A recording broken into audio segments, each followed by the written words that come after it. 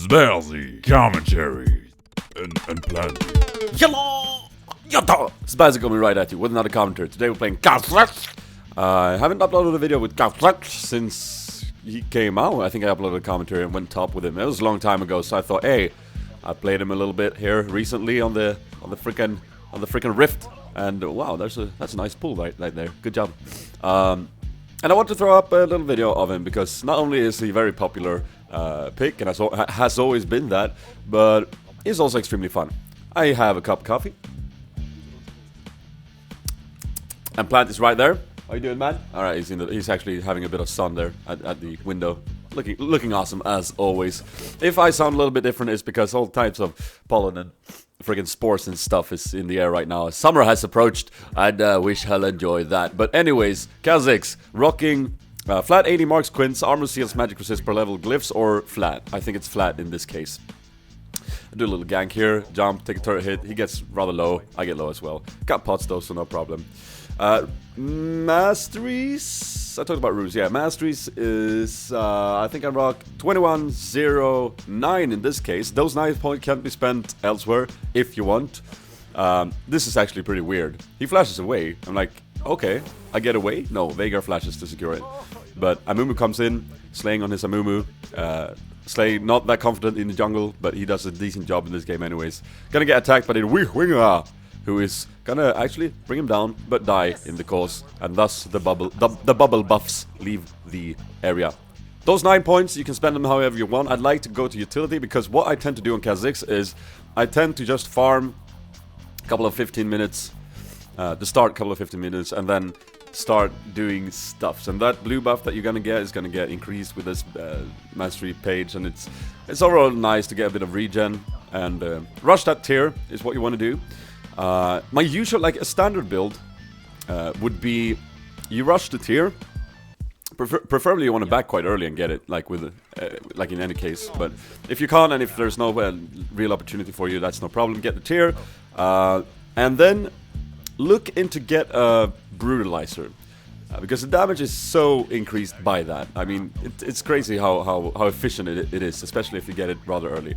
Then once you stack the tier a little bit, you can upgrade that to the Madam Unoni, and then I would rather look into getting Last Whisper and then upgrading the brutalizer to a Black Cleaver, and then the boots should probably be Lucidity boots or Merc Treads, depending on the situation. So that's basically my like sort of core build. You can throw in a Bloodthirster in there, you can throw in a Mao Mortius in there, you can throw something defensive like a Guardian Angel or something like that. But that's sort of the core 3 items, or 4 items maybe.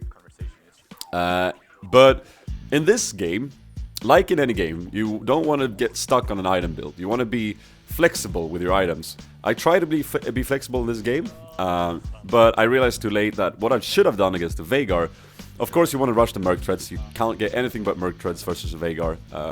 That is just very, very plain stupid if you don't. But what I forget about is the Hex Drinker, the early Hex Drinker. That is what I should have gone for instead of the Brutalizer here. Because the way Veigar, you know, his kit is very one-hit KO-ish, and if you get that extra bit of shield, that could put you in such a huge advantage in the all-in engages. And we are going to see an example of that later in this game. As you can see, there's a lot of actions back and forth here in mid. I don't know why, but we decided to gank Veigar a lot for some reason. And here we can see Blitz clearing the ward down there, winning the ward war. So thus, we shall go down and look for ganker. So here we're coming in on this little poor vein. This is hilarious, guys. Look at the bandage toss. There it is. That is just so weird. Really old when that happened. Take a sip of that coffee. But we got a kill, and Lee Sin shows up top, which means Friedrich for our team. The huge benefit of playing a Kha'Zix, some of the massive perks that you get from him is simple and, well, not simple as in you can always do it. It takes a little bit of practice to know how the voice pipes work, but rather simple wave clear and huge potential of going into the jungle and clearing creep camps there. Which means that you will have no problem farming on this guy, especially if you're focused in the early game as well. Pick up those last hits. As soon as you got nothing to do, you rush to a creep camp, you kill them all in a very, very quick instant, and you get a lot of golden XP and ahead of the curve. Doesn't really matter if you're like low HP or anything. You can just go there, you can farm it up, and that's going to be your strength, because you are going to show up to the fights well farmed. And even though in this game I'm not in a really like optimal position in any sense, I've been playing rather clumsy in this game. I'm still a very, very big presence. I haven't even been denied the blue buffs. I'm still a very big presence in the upcoming fights because of the, the fact that that is how Kha'Zix works. It's very easy to be efficient, even though you get a bit, behind. Now the tricky part with Kha'Zix is the team fighting. You are a caster that goes into, you're an AD caster that goes into like melee range when you pull off an ability. And if you're not level 11, you want to upgrade your void spikes first. If you're not level 11 for the upgraded jump, every time you commit, you are stuck in there unless you flash out. And also another part that I do over here in this situation is I want to jump over the wall, but because of the fact that I'm not upgraded in my jump, I obviously can't jump that far because the leap is increased. And that is something that I always forget before I turn level 11. I always freaking derp that. They're chasing me down. I hit Vayne quite hard there with a Void Spike. I want to go in on her, but then again, it's not upgraded, so I'm going to have to commit. And I do have Flash, but there was a lot of them there, so we decided to back out. Pretty derp engaged there from us. Kog'Maw got caught, and we wasn't able to get Vayne, even though we banished toss, so that was a bit unfortunate. But yeah, even when you have the leap upgraded, you really want to be careful with your engage. The team fight might even, erupt around you, and you might even wait. You might even be picky with your engage. I just fast forward that because that is just a fail engage overall. We went in, Lee Sin was there, and did a good job too of, stepping into the lane when we tried to dive and stuff. We didn't have a good engage there. Veigar used his stun efficiently. Here you can see the Hex Drinker, that it would have been a superbly good pickup for me. You saw that my Q was just up there. I would have gotten the kill if I got that shield, but still he just survives. That's super close. Hex Drinker, good item. Should have gotten it. Get it now.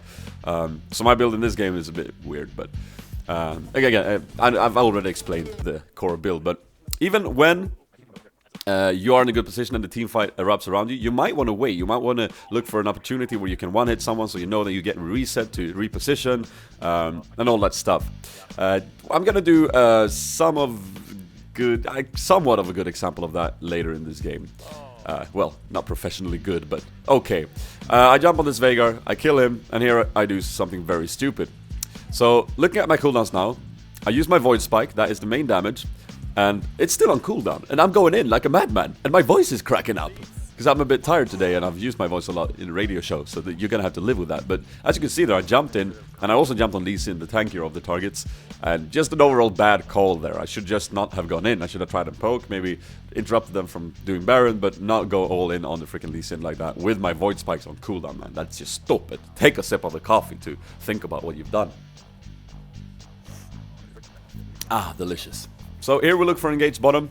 I noticed that they are falling back. They probably have a ward somewhere, so I'm gonna go and hurrah, jump off the wall. Should have waited with my voice spikes there to get a good position for Vayne.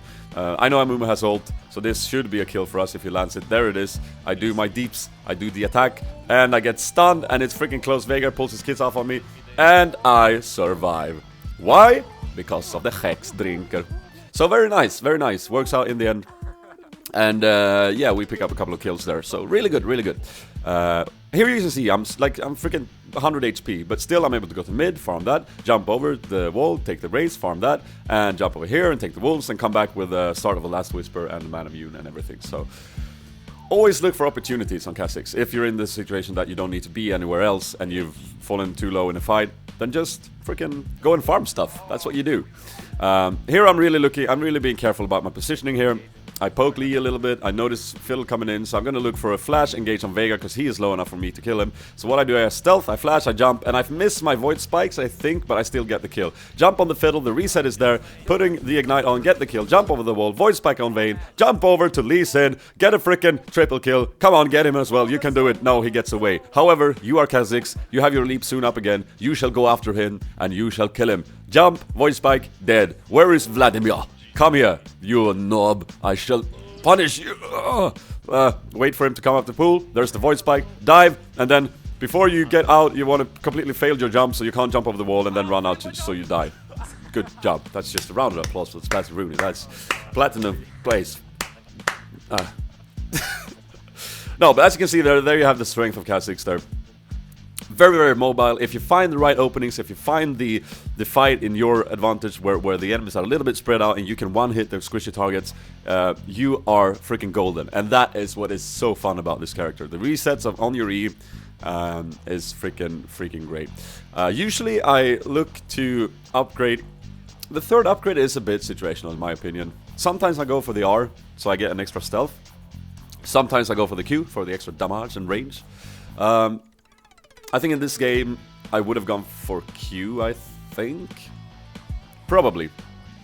Because they have a heavy CC freaking thingy on Veigar that can lock me anyway, so I don't think that it would be more beneficial to be able to one-hit someone than it would be to sort of like reposition extra.